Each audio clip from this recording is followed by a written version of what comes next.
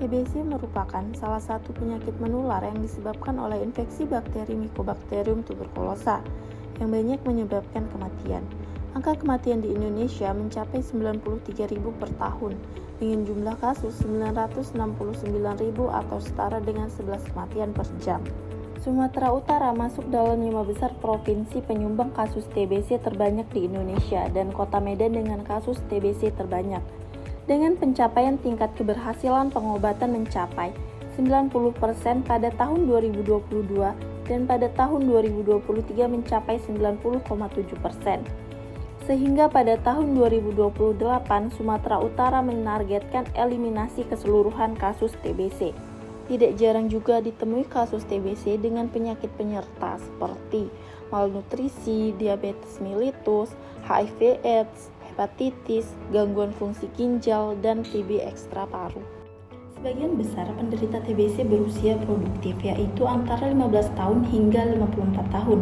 Dengan demikian, TBC akan berdampak besar pada sektor perekonomian, yang kemudian akan meningkatkan masalah kesehatan. Dalam mengatasi kasus TBC, fasilitas kesehatan terdekat sangat berpengaruh terhadap pencapaian program TBC. Berdasarkan Strategi Nasional Penanggulangan TBC Indonesia, menyatakan bahwa fasilitas kesehatan tingkat pertama atau FKTP menjadi fasilitas kesehatan utama dalam penanggulangan TBC, seperti puskesmas, klinik, dan dokter praktek mandiri. Hal ini dikarenakan fasilitas kesehatan tersebut lebih terjangkau sehingga dapat mengurangi beban biaya penderita. Dalam pencapaian program TBC, FKTP berperan sebagai penjaringan terduga TBC dan pemeriksaan TBC, pemeriksaan dan tes tuberkulin untuk TB anak, pengobatan pasien TB tanpa komplikasi dan pasien rujuk balik tanpa penyulit, serta melakukan rujukan ke FKRTL jika didapati pasien TB dengan penyulit.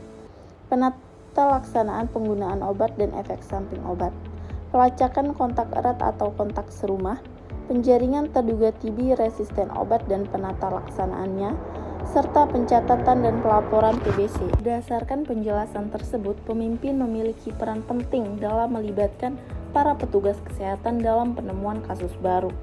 Dengan demikian, pemimpin dapat menggunakan kepemimpinan transformasional sebagai aspek yang dapat mendorong keterlibatan petugas kesehatan.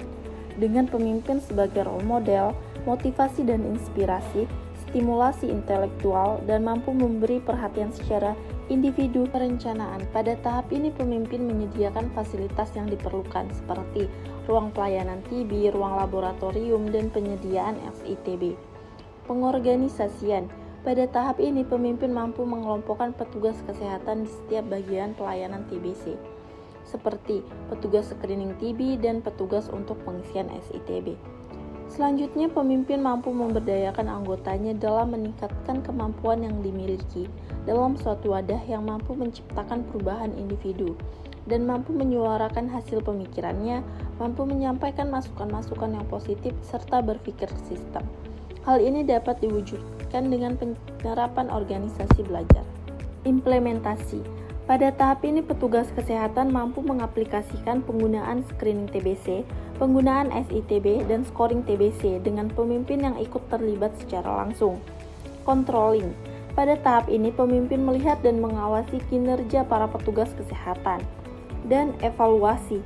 Pada tahap ini pemimpin menilai kinerja karyawannya dan memberikan masukan terkait kinerja karyawan